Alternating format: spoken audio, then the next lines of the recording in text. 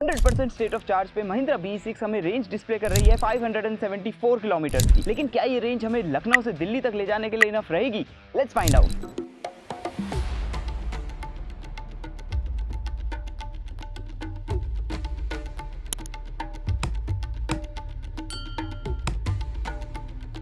हमारी B6 के साथ road trip plus range test शुरू होता है यहाँ चार्जर से, जहाँ पे हमने इसको 100% चार्ज किया और जैसा कि मैंने बताया कि इंडिकेट की इसने हमें रेंज 574 किलोमीटर्स की। जिसके बाद हमने इसके टायर्स को मैन्युफैक्चरर रिकमेंडेड टायर प्रेशर पे सेट करवाया, ट्रिप मीटर को रीसेट किया, मैप पे अपनी डेस्टिनेशन सेट की और निकल पड़े।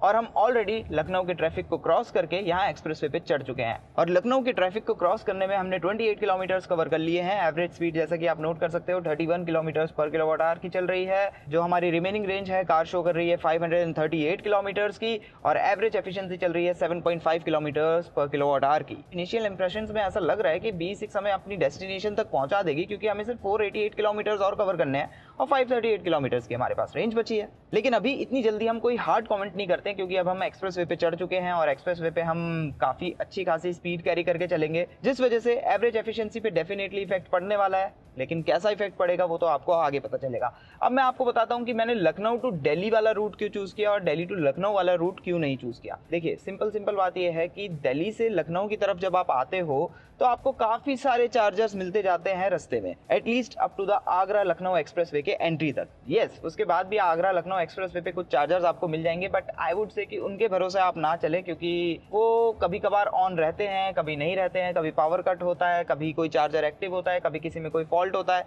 और इसीलिए मैं ये सजेस्ट करूंगा कि अगर आप दिल्ली से लखनऊ आ रहे हो अपनी ईवी के साथ, तो आप आगरा पे ही कहीं रुक के अपनी गाड़ी को टॉप अप कर लीजिएगा। टॉप अप छोड़िए, फुल चार्ज कर लीजिएगा। Coming back to the point कि हम लखनऊ से दिल्ली की तरफ क्यों जा रहे हैं। देखिए जैसा मैंने बताया ना कि वहां से इधर आते हुए तो आपको काफी सारे चार्जर्स मिलते हैं, लेकिन लखनऊ से आगरा तक जाते हुए आपको जो चार्जर मिलेंगे लखनऊ पे तो मिलेंगे, तो वहां से आप 100% चार्ज करके निकल सकते हो, लेकिन आगरा 300 किलोमीटर दूर है और जैसा मैंने ऑलरेडी एक्सप्लेन किया कि यहाँ पे चार्जर्स की कंडीशन इतनी खास अच्छी नहीं है। तो बेसिकली मैं यही चेक करना चाह रहा हूँ कि B6 के साथ लखनऊ आगरा एक्सप्रेसवे पे हाई स्पीड पे ये 300 किलोमीटर कवर करने के बाद सिचुएशन कैसी रहती है, ये अपनी कितनी रेंज या ये कहूँ कि कितनी बैटरी कंज्यूम करती है। खैर ये बात तो वक्त ही बताएगा। क्यों ना इन द मीन टाइम हम लोग एक क्विक डिस्कशन कर लेते हैं इसके ड्राइविंग एक्सपीरियंस के ऊपर। तो देखिए इसको ड्राइव करते हुए सबसे पहली चीज जो आप फील करोगे कि इसका थ्रॉटल काफी प्रेडिक्टेबल है। जैसा कि हमें पता ही है कि पावर एंड परफॉर्मेंस की तो B6 में आपको किसी तरह की कोई कमी लगेगी नहीं। इनफैक्ट जब हमने इसको टेस्ट किया था तो B6 ने 0 to 100 तक की स्प्रिंट 7.14 सेकंड्स के अंदर लगा के दिखा दी थी, and that is pretty quick. और इसके रोलिंग एक्सेलरेशन के फिगर्स भी आप नोट कर सकते हो। इन फिगर्स का इन शॉर्ट मतलब ये होता है कि चाहे आप B6 के साथ अपना डेली कम्यूट कर रहे हो या फिर हाईवे पे कहीं पे आपको किसी को ओवरटेक करना है, आप कहीं भी अंडर पावर फील नहीं करोगे। More than sufficient power all the time आपके पास रहती है। अच्छा, सिटी में ड्राइव करते हुए ये गाड़ी इवन दो इसके डायमेंशंस काफी बड़े हैं, फिर भी आपको काफी इजी टू मैन्यूवर लगेगी। स्टीयरिंग काफी नाइस एंड लाइट रहता है, आपको एक बहुत ही अच्छी क्वालिटी का 360 डिग्री कैमरा मिलता है और आपको फ्रंट एंड रियर में पार्किंग सेंसर्स भी मिलते हैं। मोर ओवर विजिबिलिटी वाइज भी आपको इस कैबिन में कोई शिकायत इतनी खास होगी नहीं। ORVM से व्यू अच्छा है।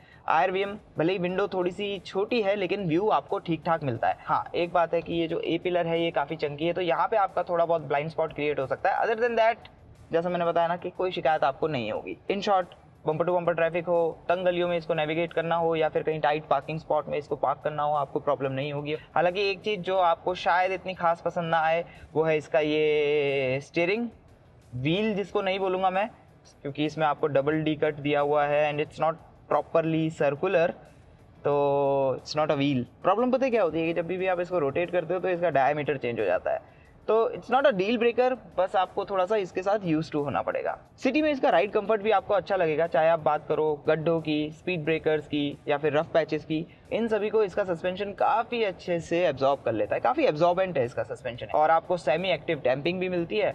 तो जस्ट इन केस अगर आप इसको रेस मोड में ड्राइव करोगे तो वहाँ पे ये थोड़ा सा आपको फर्मिश लगेगा, बट अदरवाइज और सभी मोड्स में ये थोड़ा सा सॉफ्टर साइड में रहता है। फर्दरमोर सिटी में ट्रैफिक कंडीशंस में असिस्ट करने के लिए इसमें आपको सिंगल पेडल ड्राइव मोड भी मिलता है, जो ना केवल आपकी एफिशिएंसी इंप्रूव करने में हेल्प करता है, बल्कि एक ऐसा ड्राइव मोड है कि जिसकी एक बार अगर आपको आदत लग गई ना तो फिर आप वापस नहीं जा पाओगे बॉस, आपको वो चाहिए ही चाहिए। स्टेटस अपडेट एवरीवन, 103 किलोमीटर हम कवर कर चुके हैं। हमारी एवरेज स्पीड इंप्रूव हो गई है 53 kph की, क्योंकि जो पिछले 75 किलोमीटर हमने एक्सप्रेसवे पे कवर किए हैं उसके लिए हमारी एवरेज स्पीड 90 kph के अराउंड रही है। हालांकि इसके चलते हमारी जो एवरेज एफिशिएंसी है ना वो ड्रॉप हो गई है, अभी इंडिकेट हो रही है 6.7 किलोमीटर पर किलोवाट आवर की, which is pretty expected. Expressway speeds पे ये तो होना ही था।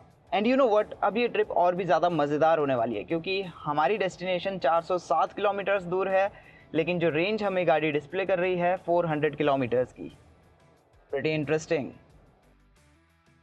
अच्छा, मैं बताना भूल गया कि हम इसको ड्राइव कर रहे हैं एवरीडे मोड में, एंड ऑनेस्टली मुझे ऐसा लगता है कि वो one of the best mode है जिसमें आप इसको एक बार रख दो और फिर भूल जाओ। Anyway, coming back to the highway driving, जब आप इसको हाईवे पे लेकर निकलोगे ना तो वहाँ पे चीज़ें थोड़ी सी चेंज हो जाती है।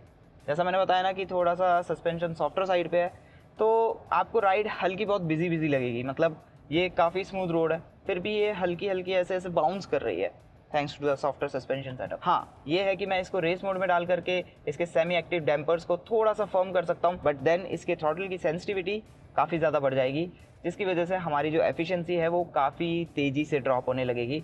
तो रेस मोड में कहीं ना कहीं आप इकोनॉमी वाइज सफ़र करोगे, तो इसलिए मैं अभी हाल फिलहाल इसको रेस मोड में नहीं ड्राइव करने वाला हूँ। स्टीयरिंग आपको हाईवे पे हाई स्पीड पे क्रूज करते हुए काफ़ी अच्छा वेट देता है, जिससे आपको काफ़ी अच्छा कॉन्फिडेंस मिलता है। गाड़ी काफ़ी प्लांटेड रहती है। ओवरऑल इसकी जो ड्राइव है वो एक्चुअली आपको काफ़ी कंफर्टेबल लगेगी, काफ़ी बैलेंस्ड है। एनवीएच वाइज, चाहे आप इसको हाईवे पे ड्राइव कर रहे हो या फिर सिटी कंडीशंस में इसके साथ ट्रैवल कर रहे हो, आपको कहीं भी प्रॉब्लम नहीं होगी। एम्बिएंट नॉइसेस कैबिन के अंदर इतनी ज़्यादा ट्रांसफ़र नहीं होती है, और क्योंकि एक ईवी है तो किसी तरह के इंजन वगैरह की साउंड तो है नहीं। प्लस आपको एक बहुत ही अच्छी क्वालिटी का हार्मन कार्टन का साउंड सिस्टम मिलता है, जिसकी साउंड क्वालिटी आपको काफ़ी अच्छी लगेगी। टाइम फॉर सम चाय ब्रेक। काफ़ी सारे किलोमीटर्स कवर करने के बाद जब बॉडी थक जाती है तो चाय बहुत अच्छी लगती है। एनीवे, हम लोग 227 किलोमीटर्स इसमें ऑलरेडी कवर कर चुके हैं। यहाँ पे नोट करने वाली बात यह है कि 51% बैटरी हम कंज्यूम कर चुके हैं और 49% बैटरी बची है, और रिमेनिंग रेंज जो हमें डिस्प्ले हो रही है 233 किलोमीटर्स की, और जो डिस्टेंस हमें कवर करना है फॉर आवर डेस्टिनेशन 295 किलोमीटर्स।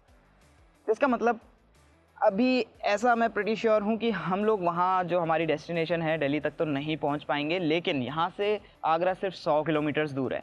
अब मैं नेक्स्ट अपडेट आपको आगरा पहुँच के देता हूँ कि क्या सिचुएशन बनती है, कितनी ये बैटरी कंज्यूम करती है, कितनी हमारे पास बचती है, एंड हम किस हिसाब से करेंगे, क्या हम इसको चार्ज करेंगे या नहीं करेंगे।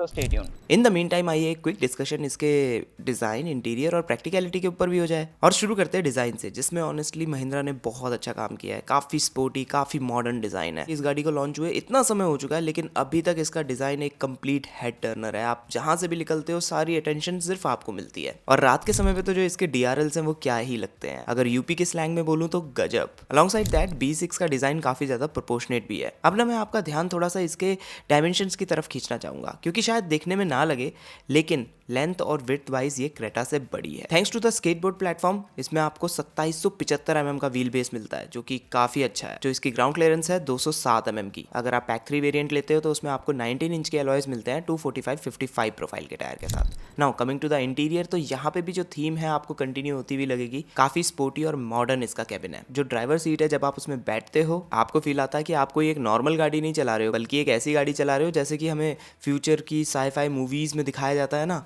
उस तरह का कुछ, जो डेफिनेटली आपको स्पेशल फील कराता है। स्पेस वाइज इस कैबिन में आपको स्पेस की कोई कमी नहीं लगेगी, चाहे आप फ्रंट रो में बैठे हो या फिर सेकंड रो में बैठे हो। प्लस B6 का कैबिन ठीक ठाक प्रैक्टिकल भी है, और तो और इसके सीट्स का कंफर्ट भी अच्छा है। आपको उसमें वेंटिलेशन भी मिलती है और ड्यूल जोन क्लाइमेट कंट्रोल है आपके लिए। और जहाँ तक बात होती है फीचर्स की, तो जैसा कि आप इस स्लेट में नोट कर सकते हो, ये फीचर्स से काफ़ी अच्छे से लोडेड है। Moving on to the boot space, 455 litres की बूट आपको मिलती है, जिसमें आप अपना काफ़ी सारा सामान वीकेंड ट्रिप के लिए आराम से लोड कर सकते हो। और बाई चांस अगर यहाँ पे आपको स्पेस की कमी लग रही है, तो फ्रंट में आपको एक फ्रंक भी मिलती है जिसकी कैपेसिटी है 45 लीटर्स की, तो वहाँ पे भी आप अपना थोड़ा बहुत सामान लोड कर सकते हो। और रही बात कैबिन के सेफ्टी की, तो इसमें आपको 7 एयरबैग्स मिलते हैं, ऑल व्हील्स में डिस्क ब्रेक्स मिलती हैं, tyre pressure monitor, ABS plus EBD और अन्य फीचर्स आप इस लिस्ट में नोट कर सकते हैं। और जैसा कि आपने लिस्ट में देखा ही, आपको ADAS फीचर्स भी मिलते हैं। वेल, लेवल 2 ADAS फीचर्स मिलते हैं, जो कि आप इस लिस्ट में नोट कर सकते हैं। और हमारी टेस्टिंग के दौरान हमने ये फाइंड आउट किया कि वो इंडियन कंडीशंस के हिसाब से अच्छे से वर्क करते हैं। आई नो अब आप क्यूरियस होंगे इसके प्राइसेस को लेकर के, तो ये जो वेरिएंट है महिंद्रा B6 पैक 3, इसके लिए आपको 26,90,000 रुपये खर्च करने पड़ेंगे एक्स शोरूम। प्लस इसमें आपको AC चार्जर नहीं मिलेगा, तो अगर आप अपने घर के लिए चार्जर लेना चाहते हो तो उसके लिए आपको थोड़े और पैसे खर्च करने पड़ेंगे।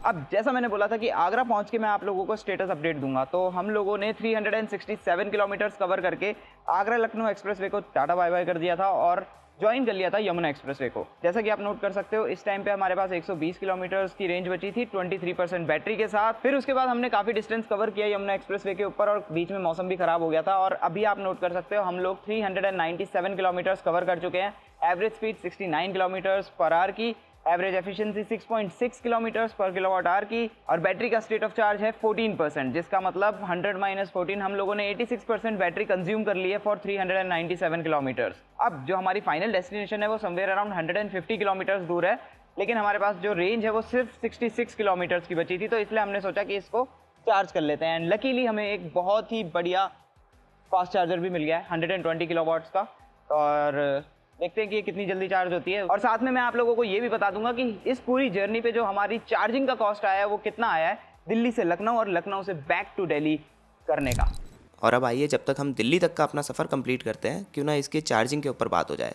तो महिंद्रा का क्लेम है कि अगर आप 180 किलोवाट का डीसी चार्जर यूज़ करो तो B6 पैक 3 20 to 80% तक 20 मिनट्स के अंदर चार्ज हो सकती है, जो कि काफ़ी क्विक स्पीड है। हालांकि हमारी चार्जिंग के दौरान हमारे पास 180 किलोवाट का चार्जर तो नहीं था, लेकिन 120 किलोवाट का चार्जर ज़रूर था, जिसमें हमने फाइंड आउट किया कि 14 to 81% तक ये 32 मिनट्स के अंदर चार्ज हुई। और जो इसने मैक्सिमम चार्जिंग स्पीड एक्सेप्ट की चार्जर से 109 किलोवाट की। वहीं अगर मैं बात करूँ 60 किलोवाट के डीसी चार्जर की, जो कि ज़्यादा रेडिली अवेलेबल होते हैं, तो ये 11 to 80% तक चार्ज होने में 60 किलोवाट डीसी फास्ट चार्जर से 58 मिनट्स का टाइम लेती है और 80 to 100% तक होने में अनदर 38 मिनट्स लगते हैं। और फाइनली हम लोग यहाँ दिल्ली पहुँच गए हैं, तो अब थोड़ा सा नंबर्स को भी क्रंच कर लेते हैं। टोटल हमने 540 किलोमीटर्स कवर किए हैं B6 के साथ at an average speed of 69 kph और एवरेज एफिशिएंसी जो इंडिकेट हो रही है 6.4 किलोमीटर्स पर किलोवाट आवर की। लेकिन हमारी कैलकुलेशन के अकॉर्डिंग जो एवरेज एफिशिएंसी बन रही है 5.34 किलोमीटर्स पर किलोवाट आवर की, जिसका मतलब ओवरऑल रेंज बनती है 421 किलोमीटर्स की, जिसका मतलब लखनऊ से दिल्ली तक के हमारी इस ट्रिप की जो ओवरऑल कॉस्ट बनी 1820 रुपए की। अच्छा, ये तो बात हो गई लखनऊ से दिल्ली तक की रोड ट्रिप की। अब मैं फटाफट से ना आपको दिल्ली लखनऊ दिल्ली जो हमारी ओवरऑल रोड ट्रिप रही उसकी कैलकुलेशन बता देता हूँ, उसका मोटा मोटा हिसाब किताब बता देता हूँ। तो टोटल हमने कवर किए 1191 किलोमीटर्स, जिसके लिए जो हमारी एवरेज एफिशिएंसी है वो निकल के आ रही है 5.34 किलोमीटर्स पर किलोवाट आवर, मतलब रेंज बनती है 437 किलोमीटर्स की। ओवरऑल ट्रिप के लिए जो हमारा खर्चा आया है 3875 रुपए का, जिसका मतलब पर किलोमीटर कॉस्ट बनती है 3 रुपए 25 पैसे फॉर चार्जिंग। अब आप लोग बताइए कि इस कॉस्ट को लेकर के आप लोगों के क्या थॉट्स है, B6 की रियल वर्ल्ड रेंज को लेकर के आप लोगों के क्या थॉट्स है, कैसी लगी आप लोगों को ये वीडियो, कमेंट्स में शेयर करना मत भूलिएगा। आई होप ये वीडियो आप लोगों को अच्छी लगी होगी, लाइक सब्सक्राइब कर लीजिए, आगे की वीडियोस देखिए। Thanks for watching. अब मैं थक गया हूँ, सी यू नेक्स्ट टाइम।